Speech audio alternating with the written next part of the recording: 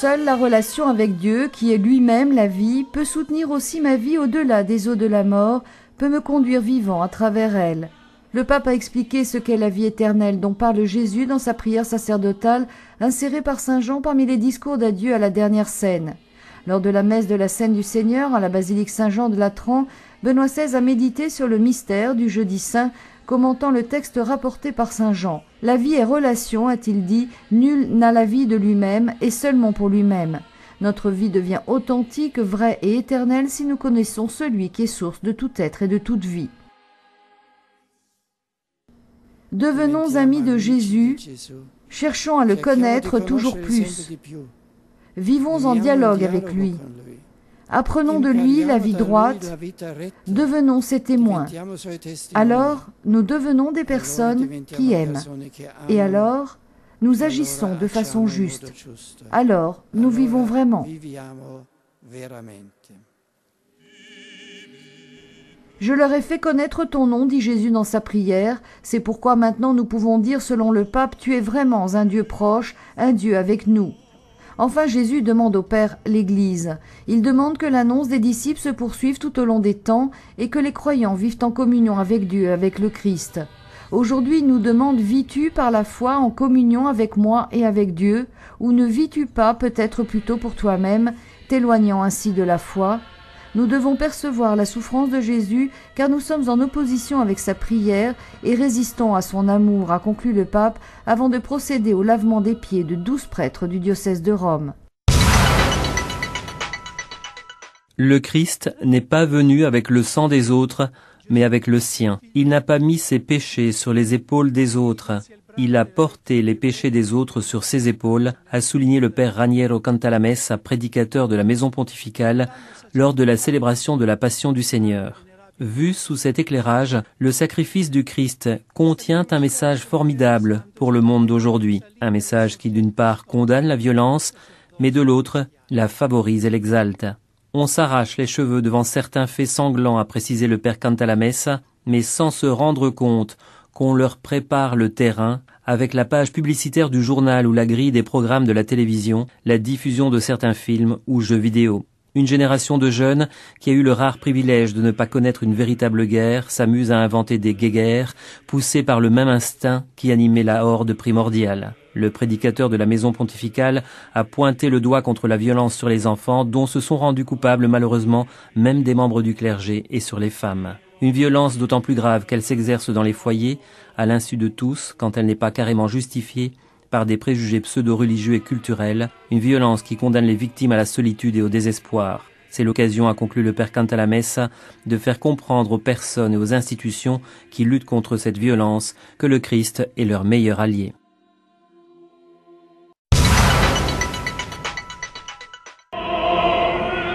L'amour est l'unique force en mesure de changer le monde, a déclaré Benoît XVI lors de la célébration du chemin de croix au Colisée.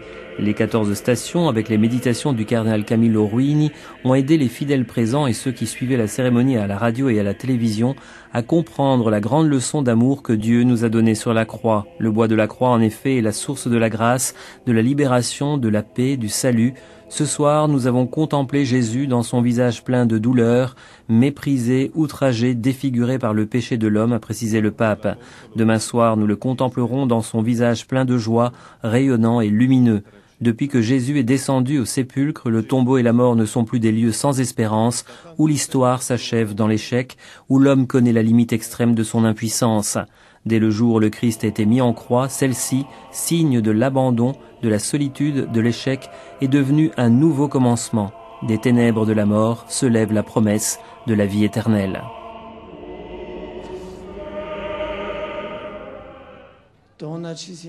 Donne-nous, Seigneur, de porter avec amour notre croix, nos croix quotidiennes, dans la certitude qu'elles sont éclairées de la lumière éclatante de ta Pâque. La joie ne se commande pas, elle se donne. Le Seigneur ressuscité nous donne la joie, la vraie vie. Nous sommes désormais dans l'amour de celui qui a reçu tout pouvoir au ciel et sur la terre. e sulla terra. Lors de la célébration de la veillée pascale en la basilique Saint-Pierre, le pape a rappelé la promesse de vie éternelle du Seigneur, une promesse fixée dans la lumière du Christ, mort et ressuscité pour le salut de l'humanité. À l'homélie, Benoît XVI a évoqué les peurs de l'homme affligé depuis toujours par la hantise des maladies, de la souffrance et de la mort. Aujourd'hui comme hier, la science est toujours à la recherche du médicament de l'immortalité ou du moins d'un remède susceptible de retarder la mort. Or, le message chrétien, l'évangile du Christ, contient un message nouveau, émouvant. Cette plante médicinale contre la mort existe, elle a été découverte. Elle nous est donnée au baptême. Une vie nouvelle commence en nous, une nouvelle vie qui grandit dans la foi et n'est pas effacée par la mort de la vieille vie, mais qui alors seulement voit le jour. Par le baptême, l'homme se dépouille de ses vêtements de mort pour se vêtir de lumière. Oui, la plante médicinale contre la mort existe, a conclu le pape, qui au cours de la célébration a administré le baptême, la confirmation et la première communion à 6 catéchumènes. Le Christ est l'arbre de la vie devenu de nouveau accessible. Si nous demeurons près de lui, nous avons la vie.